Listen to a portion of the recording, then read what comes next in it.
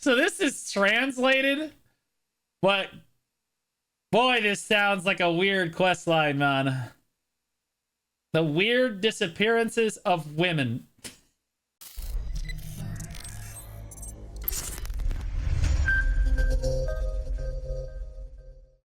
All right, let's take a look at the global lab patch. Class modification, additions, and improvements. Sorceress, so there's a lot of sorceress changes. Looks like there's just a lot of bug fixes for Suck Sork.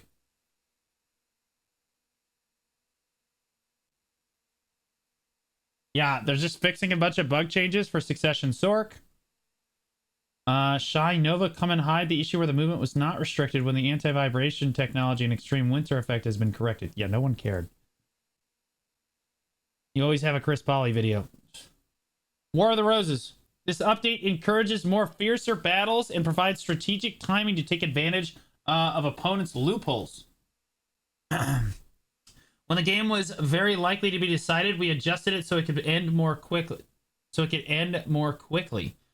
As the War of the Roses preseason progresses across all regions, many adventurers are providing feedback. In total, the war lasted an average of an hour and 30 minutes. Not an NA. It's not even close to that. Of which the time taken to kill the last commander-in-chief takes an average of 20 minutes. That's because the queen is eating. Accordingly, we want to reduce the battle time of the final commander-in-chief battle section and make battles in the preceding fields more active. Okay, fair. Even in field battles to occupy sanctuaries, all sanctuaries were currently set to the same level or buff. Okay, so essentially, guys, they're nerfing. It sounds like they're nerfing the final boss of War of the Roses, but they're buffing the other sanctuaries to make it more difficult to get to the final boss. But once you're there, it should be decided more quickly. Yeah, that's the TLDR of that. As a buff to the first sanctuary become more powerful, the boss at the first sanctuary was adjusted to be more powerful. Yeah, so they're buffing the first sanctuary again. Accordingly, we wanted to reduce the battle time for the final commander-in-chief section to make these battles more active, even in battles that occupy... Okay, yeah. So yeah, they just buffed the first sanctuary. They didn't really touch the other sanctuaries, but they've nerfed the commander-in-chief as well. It looks like by 50%. The health is 50% compared to before. So she will die much faster now. I don't know. I don't really like that very much. It was the only thing keeping the buff. Or now I'm pretty sure that the NA War of the Roses will probably be over in about 10 minutes. Maybe 25. This is the only thing holding... We noticed that Cho Nation was not able to win the battle fast enough, so we decided to nerf the health on the commander so that everyone could get their 1.5 billion silver. Yeah, it's crazy good silver power. I'm hoping that the sanctuaries get like buffed like super hard. Okay, here's some naval battle unclaimed supplies. A means will be added for adventurers who participate in War of the Roses to use naval power to provide support to adventurers from each faction. You can support the one-time buff effect through supplies found on the sea during naval battles with ships of the opposing faction. Okay, unclaimed supplies have appeared in the waters of Kamasivli and Odalita camps where War of the Roses is underway. If you board a ship and destroy supplies, you can obtain lost supplies in your bag. The item can only be used in War of the Roses and cannot be used 30 minutes after acquisition. If you right-click the lost supplies, you can place the supplies at the character location. When a deployed supply is destroyed, all attack power plus 20 and all accuracy plus 20 are given for 5 minutes to 10 people around you, regardless of allies or enemies. The buff effect disappears upon death. That's such an interesting way to design that, because normally, like if you're in a boat on the ocean, you're going to stay in a boat on the ocean. You're not just going to like be on your boat and then run inland to pop this buff and then pop it and then go back to your boat again. That doesn't make any sense. Like, why would you design it like that?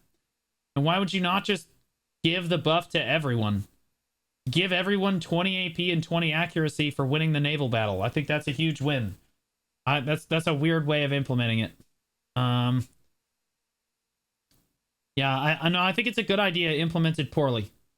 I'm someone that uses a boat. I don't want to get off my boat to go buff 10 people and then go back to my boat again. It's dumb. Stupid. What up, Wookie? Improve visibility of the stable keeper's musical instrument. Okay, sure. Commander Frozen Guardian. The effect of the Frozen Guardian skill, which was difficult to recognize as being applied, has been removed, and the duration has been adjusted so that it can be more strategically used carefully.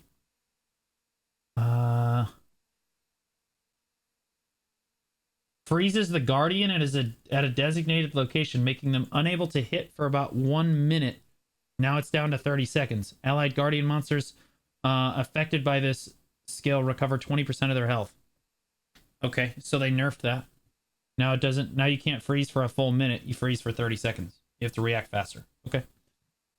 When crafting an item in the workshop on the world map, silver coins rather than pearls have been changed to be consumed as currency when using the complete immediately function. Wait, what? Wait, that's amazing. Wait, that's crazy.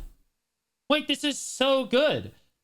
Like before, it just looked like a cash grab. Okay, so guys, do you guys remember that little icon that used to pop up while you were crafting? That would be like, you can spend 30 pearls and finish it right now. Yeah, that's not for pearls anymore. That's for in-game currency. That's awesome. Okay, less pay to win. W. Great change, but does anyone actually spend pearls on that? I did once. Actually, 3 times. For your boat gear, the stuff, like, you get all this stuff required. It takes hundreds of hours, basically, to get together one piece of boat gear, okay? Like blue boat gear, okay? So, you get your blue boat gear, and then you have to go craft it, and the crafting takes like 12 hours. You misunderstand. I want my boat gear right now. 30 pearls, done. Like, I wanted my pearl, like, I had waited enough. I wanted my item. Like, that's just the way that it goes. Forest Path Wagon, too. I don't know if I'd use it on the Forest Path Wagon, but, yeah, like, like, the boat stuff, man, you work really hard for that stuff, and then have it take that long? It's just ridiculous. What up, Novella? Blue so rich.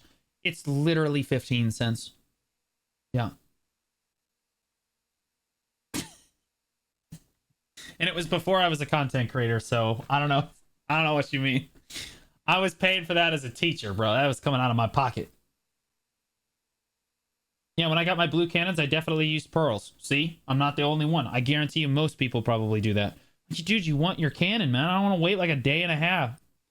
Monster device. Okay, that's nothing. Yeah, that's nothing. Knowledge. Serendia II Quest line, which was introduced under the wrong title, Kazarka Side Story, at the Calpheon Ball, has been updated. What? If you have completed your journey through the stone chamber of the Ancients of Calpheon, you will receive a telegram from Digut in the village of Glish, which you have arrived at by fate. The adventurers will gradually get closer to the great truth as you delve into the mysterious incident of serial disappearances of women. What? So this is translated, but boy, this sounds like a weird quest line, man. The weird disappearances of women. As it is a story that penetrates the settings of Black Desert, the immersion was further enhanced this time by full dubbing, illustrations, and cutscenes. Please play and see for yourself what kind of story will unfold. No, I think I'll pass. Thank you so much, though. A mysterious telegram arrived at the adventurer who has completed the entire journey in Calpheon. Following the Jordan saga, the Serendia II quest line has been added. So that's why there's no women in BDO. No, that's why the women are always weaker than the men in BDO. Think about it. Think about it for a moment. Upon completing the quest, the Calpheon Afterlife 3, the Jordan saga, you then proceed with the quest Serendia 2, Mysterious Telegram through the Black Spirit. With the addition of Serendia 2 Quest, explains the warrior buffs. Yeah, we can't have Valkyrie being stronger. The conditions or character... Okay, this is just quest. Nobody cares, guys. Nobody cares. Vehicle. The breeding existing from 6th to 8th generation horses has been changed to produce horses of at least 6 generations or more. Okay, so you're going to get at least a tier 6 horse. When crossing a level 1 male female in the 6th generation, the end of the... Oh... Okay, now you can breed 2 level 1 horses, 2 level 1 tier 6 horses together and guaranteed get a T6. Whereas before, you could get a T4. Okay? So, slight buff to horse trading. UI, the selection area for Ancient Stone Chamber displayed when selecting starting area after creating a character has been expanded, and the order has been changed. Probably a good change, but we'll see what it looks like. The damage reduction stat icon has been changed when setting the final stat view in the hunting ground description. Okay, description. Text for items with an item acquisition probability increase effect and example guidance of how to apply the item, whatever. Okay, yeah, whatever. It's just minor UI changes and then bug changes. Yeah, nothing crazy on the global apps this week, guys. Very sad, just some quest changes. Definitely some War of the Roses stuff. It's good to see them still adjusting War of the Roses stuff. No Guild League changes, which is kind of concerning. But you know, it is what it is. You know, it's all we have.